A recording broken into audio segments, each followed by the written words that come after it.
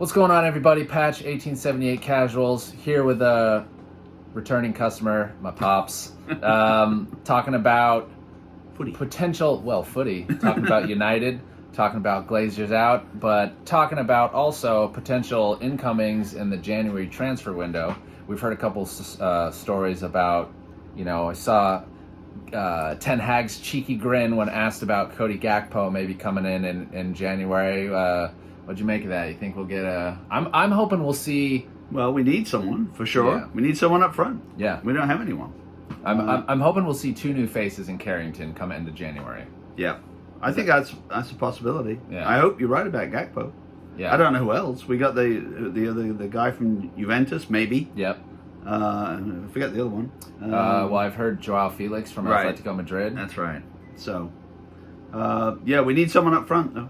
That's for sure. Yeah. Someone to score some goals.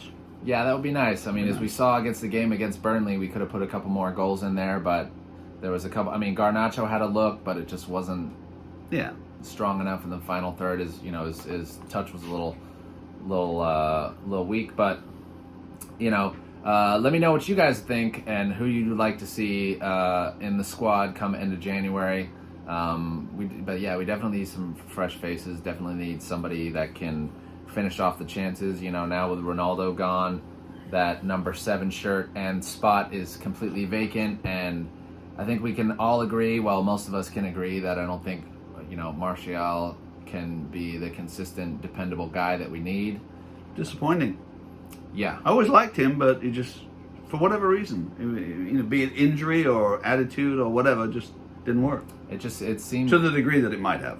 Yeah, I mean, the injuries were definitely a problem. Yeah. And we were joking the other day when we were watching the game against Burnley about, Martial, he did a little 1-2 or something like that and got tackled, and Casey Gale, shout out to Casey Gale, was like, oh, there he goes, he's out for 3 months.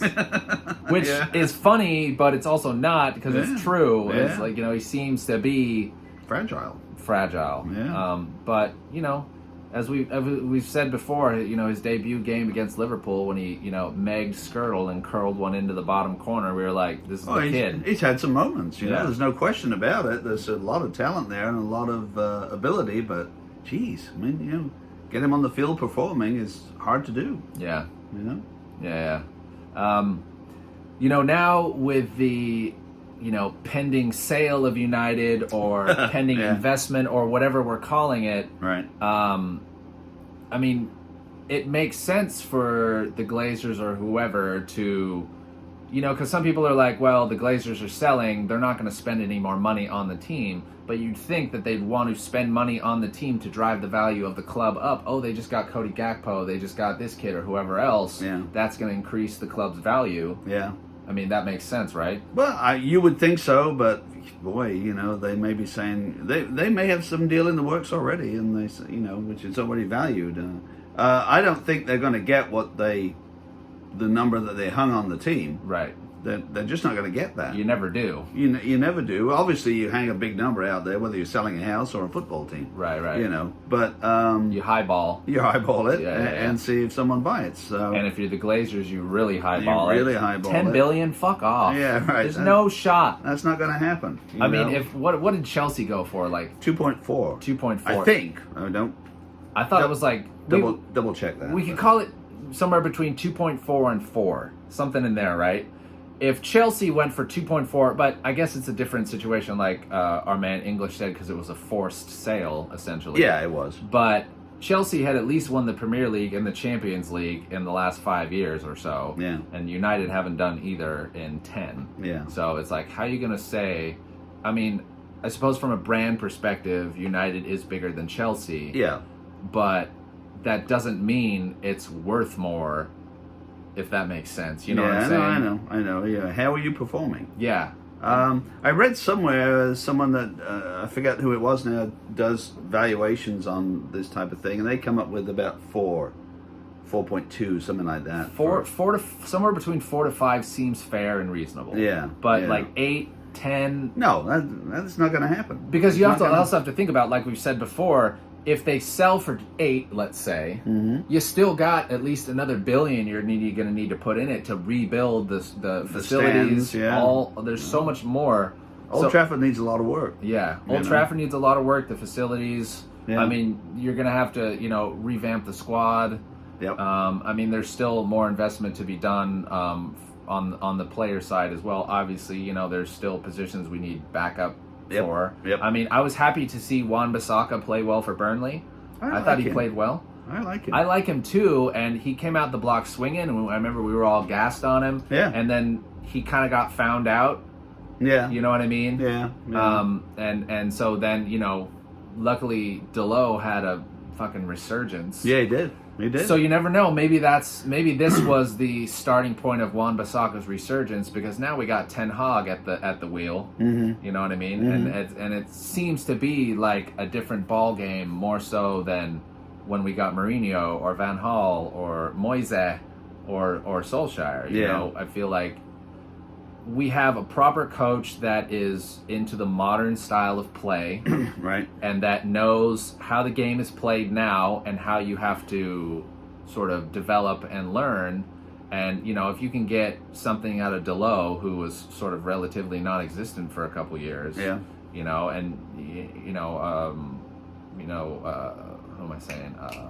Shaw. I mean, Shaw's always been kind of like this, but now I kind of feel like he's kind of consistently floating at a pretty high level. Yeah. Yeah. No, I agree. I think the back line looks pretty good. Yeah. I think the midfield looks pretty good. Mm-hmm. We just need some help up front. Yeah. And I think we got Rashi on the left. Yep. And Rashi's back in form. Yeah, he seems is. to be. Yeah. And he had a belter against Burnley on the right. That goal, yeah, on the right. From the right. Well, that was from. Was it inside his own half? Yeah. Pretty much. I think. Yeah. I mean, a hell of a run. Yeah, no, and we fucking love Marcus Rashford. It's great to see him playing with his head up and confidence and stuff like that. And now we got Antony on the right, we got Garnacho on the left, we got Rashi on the left. Bruno seems to be playing, right behind the striker most of the time. Yeah. Eriksen and Casemiro doing what he does. Yeah. So. It's really all about if we were going to focus on one position to get sorted in January, it would be a striker. I think we can all agree on that. I think we need a classic striker.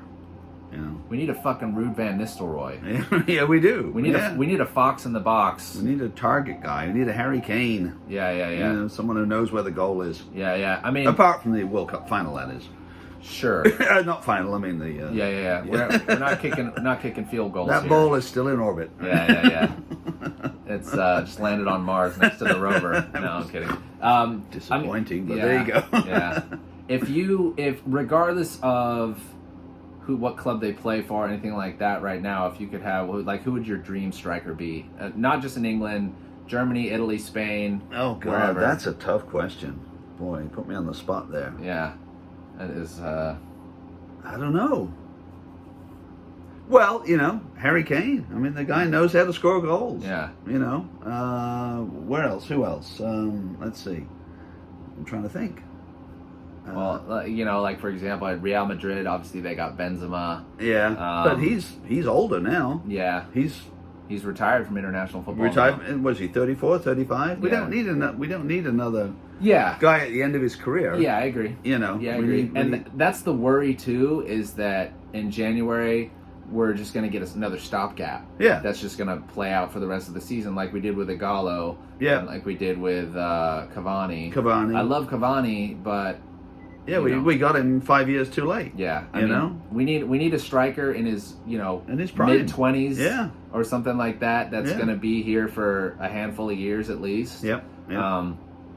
I'm not as familiar with Gakpo in terms of if he primarily plays in the striker role. So help me out in the comments if you know. I can always I don't know either. Look it up too. I don't know either. But I think he played up front for the Netherlands in the World Cup. Mm-hmm. He banged in some goals. It seems like he would be, you could always move Rashford up top. He doesn't play that well up top, but he can finish. Yeah, and maybe if you have Antony or Gakpo or Garnacho or Bruno, supporting him, and stuff like that. And the thing is like everyone in our midfield and everyone in our front line right now can score goals. Yeah. So here's a question. In the modern game, because we've seen City win the league without a proper number 9. Yeah. Do you need a number 9 nowadays, or can you rely on? I mean, if you have enough people, like I said, with creativity, like Casemiro, Bruno, Eriksen, Rashford, Garnacho, Anthony, all those guys on the pitch together. I think you do personally. You know, Haaland has brought City a whole new dimension. Yeah, that guy's a target. Yeah, obviously. Yeah, and and you go back a few years and you look at when we had guys like Van Nistelrooy, and Chelsea had Drogba, for Christ's sake. Yeah, talk about a target guy. That's a guy. Who else? Anyway. Go ahead. No, I was going to say Arsenal, but I had... Well, Robin Van Persie at Arsenal, and then United when he was with us. Yeah.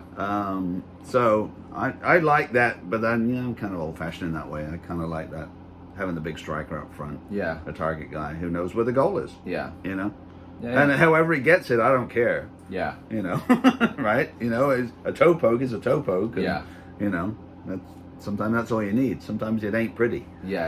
It doesn't need to be. It doesn't need to be. And the person that scores it's not going to care either, because it's still going to say 1-0 on the score sheet. That's exactly right. That's exactly right. But let us know in the comments who you'd like to see in January come into the squad. That's going to do it for us, 1878 Casuals. Me and the gaffer over here. Have a great fucking holiday. Happy Christmas. It's Christmas Eve. Whatever you guys celebrate. Videos. We don't stop, guys. It's Christmas Eve and we're still making content for you. That's right. But have a great holiday. Much love. If we don't see you before the new year, we probably will, because we play Tuesday against Nottingham Forest. So we'll get a video up for you guys for that. But have a great holiday. Let us know in the comments. Like, subscribe. Glazers, fucking out.